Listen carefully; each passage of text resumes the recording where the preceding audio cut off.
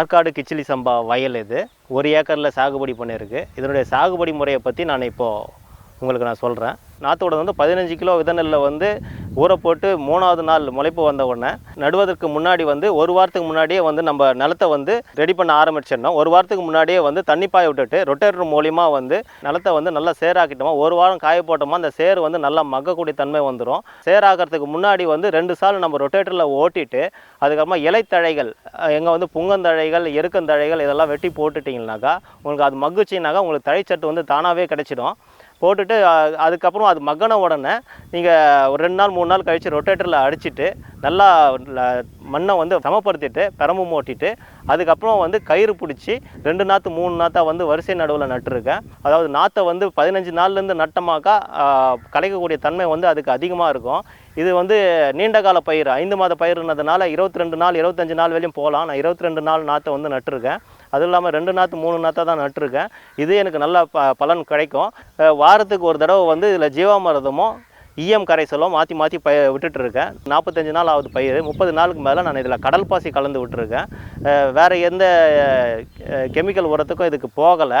இயற்கை முறையில் தான் உற்பத்தி பண்ணுறேன். நான் கெமிக்கல் முறையில் இதுக்கு முன்னாடி சாகுபடி பண்ணிட்டு இருந்தேன். அதுக்கான போதுமான விளைச்சல் அதில் வருந்தாலும் அது உரத்துக்கே வந்து அதிகமாக செலவாகிறதுனால இயற்கை மூலியம் போகலாம் அப்படின்னு சொல்லிட்டு குறைஞ்சபட்சமாக ஒரு 5 வருஷமாக வந்து இயற்கை சாகுபடி தான் பண்ணிட்டு வரேன். இதுக்கப்புறமா வந்து மாதத்துக்கு ஒரு தடவை ஏதாவது ஒரு பஞ்சகாவியாவோ இல்லைனாக்கா ஈயம் கரைசலோ டீகம்போஸ்டர் இருக்குது. டீகம்போஸ்டர் ஸ்ப்ரே பண்ணாவே போதும். இது பாரம்பரிய ரகம்னதுனால இதில் பூச்சி தாக்குதல் வந்து அதிகமாக இருக்காது. மற்றபடி எந்த உரமும் தேவையில்லை. இதில் வந்து ஒரு கைக்களை எடுத்துருக்கு. 2வது கைக்களை வந்து 45வது நாள் இல்லை 50ஆம் நாள் 2வது கைக்களை ஒன்று எடுத்துட்டோமா அதுக்கப்புறமா இதுக்கான பராமரிப்பு செலவுகள் நம்மக்கிட்ட எதுவுமே கிடையாது. வாரத்துக்கு ஒரு தடவை ஏதாவது ஒரு கரைசலை வந்து நம்ம வாய்க்காலில் கலந்து விட்டால் போதும். 25 மூட்டையிலேருந்து 30 மூட்டை வந்து இதில் மகசூல் கிடைக்கும். இது பாரம்பரிய ரகம்னதுனால ஆவரேஜே வந்து 25 மூட்டையிலேருந்து 30 மூட்டை தான் இதில் கிடைக்கும்.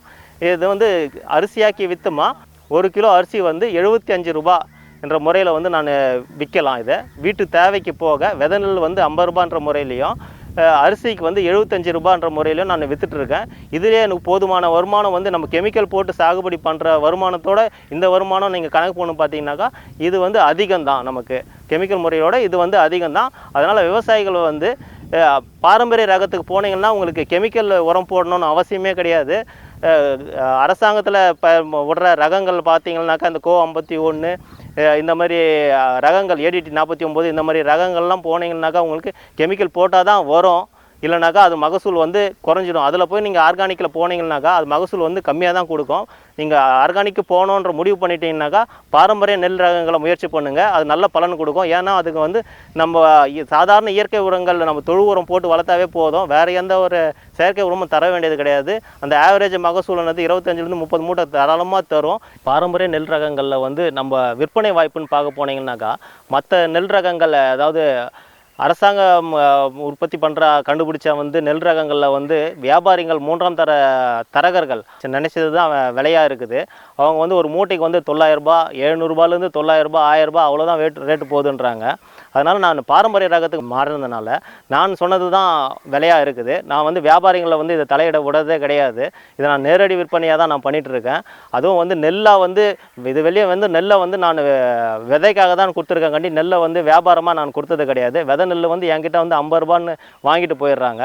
விதை நெல் போக மிச்சம் இருக்கிறத வந்து நான் அரிசியாக்கி அது வந்து 1 கிலோ வந்து குறைஞ்சபட்சமாக 75 ரூபான்ற விலையில் வந்து நான் விற்கிறேன் புழுங்கல் அரிசியாக. என் பக்கம் வந்து அது 75 ரூபா நான் அரிசியை விற்றாலும் அது வந்து என்கிட்ட வந்து இருக்கிறது கிடையாது. 3 நாள் 4 நாள்லேயே நான் என் வீட்டுக்கு அரிசி வந்ததுன்னா 4 நாள்லேயே காலி ஆகிடும். என் வீட்டுக்கு தேவை போக மற்றது எல்லாருமே வாங்கிட்டு போயிடுவாங்க. என்கிட்ட இருக்குதுன்னு தெரிஞ்சதுனாவே என்கிட்ட வந்து நட்பு ஓட்டம் அதிகமாக இருக்கிறதுனால சாகுபடி பண்ணுறப்பே தெரிஞ்சிடும் நான் என்ன சாகுபடி பண்ணுறேன்னு. முன்கூட்டியே சொல்லி வச்சுருவாங்க. எனக்கு இத்தனை வேணும் இத்தனை மூட்டை வேணும்னு சொல்லிவிடுவாங்க. நான் அவங்களுக்கு உடனே கொடுத்துட்டு காசு கை மேலே வந்துடும். நமக்கு இது தரகர்கள் தேவையில்லை, வியாபாரிகள் தேவையில்லை.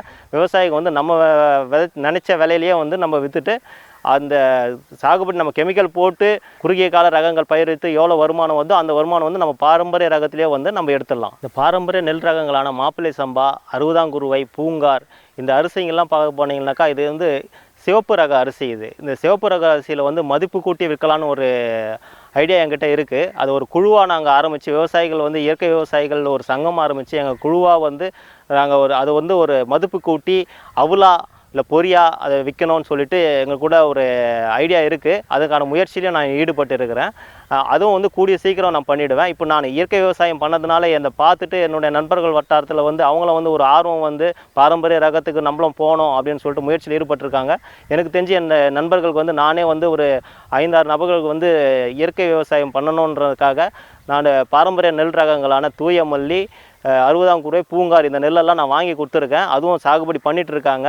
அது வந்ததுனாக்கா நாங்கள் ஒரு குழுவாக ஆரம்பித்து அது மதிப்பு கூட்டி நாங்கள் பொரியாவோ அவுலாவோ விற்கணும்னு சொல்லிட்டு ஒரு முடிவு பண்ணியிருக்கோம். அது மாதிரி விற்றமாக்கா இன்னும் நம்மளுக்கு அதிகப்படியான லாபம் வந்து கெமிக்கல் போட்டு வர லாபத்தை விட நமக்கு அதிகமாக வரும். விவசாயிகள் வந்து நீங்களும் வந்து ஒரு குழுவாக ஆரம்பித்து பாரம்பரிய ரகங்களுக்கு வந்து நேரடியாக விற்காமல் மதிப்பு கூட்டி ஒரு பொருளை விற்றாக்கா ஒரு நல்ல லாபகரமான தொழிலாக வந்து விவசாயம் இருக்கும்னு நான் நினைக்கிறேன். நீண்ட காலம் எனக்கு வருமானம் கொடுக்கறதுக்காக நான் வந்து தேக்கு மரங்களை வந்து ஒரு 50 சென்ட்டில் வந்து பயிரிட்டிருக்கேன்.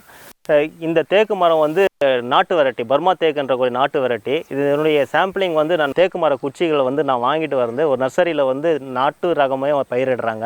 அவங்கக்கிட்ட வந்து வாங்கிட்டு வந்து இதை நட்டுருக்கேன் 50 சென்ட்டில். ஒரு செடிக்கு செடி 6 அடி கேப்பில் வந்து இதை நட்டுருக்கேன். நட்டு இது 10 வருஷமாக ஆகுது. 15லேருந்து 20 வருஷத்துக்கு வந்து எனக்கு வந்து பலன் கொடுக்கும். இப்போயே வந்து எனக்கு ஒரு நிழலை தரத்துக்காக இருக்குது. என்னுடைய ஆடு மாடுகள் வந்து கட்டுறதுக்கு நிழலாக இருக்குது. இதனுடைய இலைத்தழைகளில் வந்து நான் மக்கும் உரங்களான வெர்மி கம்போஸ்ட் தயாரிக்கிறதுக்கு நான் பயன்படுத்திக்கிறேன்.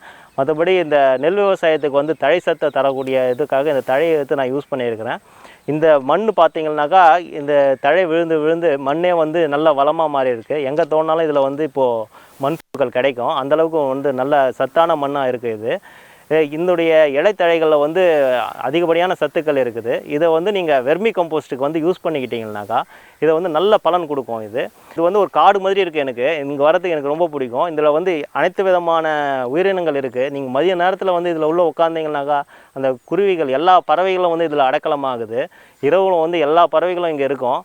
இது ஒரு பல்லுயிர் சூழலுக்காக இது இருக்குது. அதனால் இது வெட்டவே கூடாதுன்ற ஒரு முடிவில் நான் இருக்கேன். இருந்தாலும் இது 20 வருஷத்துக்கு அப்புறம் வந்து எனக்கு ஒரு ஃபிக்ஸட் டெபாசிட் மாதிரி அது பேங்க்கில் பணத்தை போட்டு வச்சுருக்கா மாதிரி எனக்கு ஒரு 15-20 வருஷம் கழிச்சு அர்ஜென்ட் தேவைக்கு வந்து எனக்கு ஒரு கிட்டத்தட்ட ஒரு 5 லட்சம் 10 லட்சம் தேவைன்னாக்கா அப்போ வந்து நம்ம இதை யூஸ் பண்ணிக்கலாம். யார்கிட்டையும் வந்து ஒரு கடன் வாங்காமல் நம்ம தொழிலை நம்ம பார்த்துக்கலான்ற ஒரு இதில் வந்து இதை நான் வச்சுருக்கேன். அதனால் விவசாயிகள் வந்து நீண்ட காலம் வருமானம் கொடுக்கக்கூடிய பழங்களை வந்து இது வைக்கலாம். செம்மரம் வைக்கலாம், நீங்கள் சந்தன மரம் வைக்கலாம். சந்தன மரம் நல்ல பலன் தரக்கூடியது தான். குறைஞ்சபட்சம் 30 வருஷம் ஆகும் சந்தனம் வைக்கிறாங்க. அதனால் வந்து தேக்கும் குமிழும் வந்து சீக்கிரத்தில் பலன் கொடுக்குது. தேக்கு விவசாயம்னு பார்க்க போனீங்கன்னாக்கா நீங்கள் மற்றபடி வெரைட்டி 6 மாதத்தில் வர்றது 7 மாதத்துல நல்ல மரமாக வரதெல்லாம் வேண்டாம். நீங்கள் நாட்டு வெரைட்டி வச்சிங்கன்னாவே போதும். அதுவே 15-20 வருஷத்தில் வந்து நல்ல பலனை கொடுக்குது. உங்களுக்கு நல்ல ரேட்டுக்கு நீங்கள் விற்கலாம், நேரடியாகவே விற்கலாம். நம்ம மற்றபடி போனோன்னாக்கா சந்தனம் பார்க்க போனீங்கன்னாக்கா 20 வருஷம் 30 வருஷம் ஆகும். இப்போத்தி நடைமுறையை வந்து அது நம்ம வெட்டக்கூடாது. அது வந்து வனத்துறை தான் வெட்டணும்னு சொல்லிட்டு ஒரு சட்டம் இருக்குது. அதனால் நீங்கள் தேக்கு பயிரிட்டீங்கன்னாக்கா நல்ல வருமானத்தை எதிர்பார்க்கலாம். குறைஞ்சபட்சம் ஒரு 20 வருஷம் வந்து எப்படி போகுதுன்னே தெரியாது நமக்கு.